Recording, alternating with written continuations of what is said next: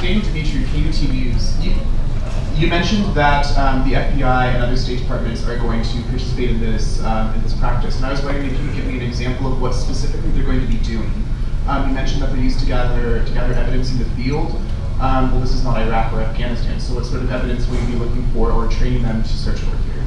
So again, with the State Department, it's all about nation building. So we want to make sure that, hey, with the role players that are there representing the forces that we would interact with overseas, what do they need for to establish their government or solidify their government, or do they need something from an offshoot of the State Department, USAID?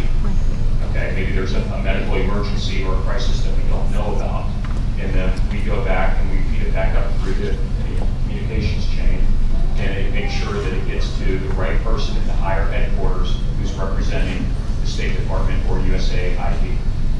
Vice versa, I said there would be a representative from the FBI working at a higher headquarters on a federal installation in support of this exercise.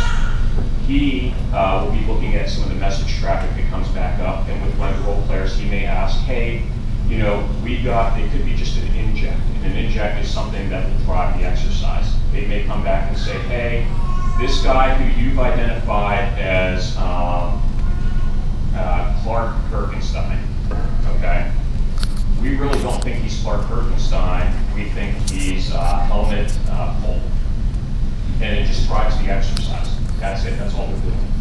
Making sure that we're training up and down. So they would only be used for...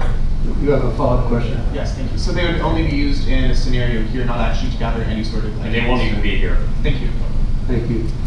All right, I'd like if you'll bring the mic back to this side of the room.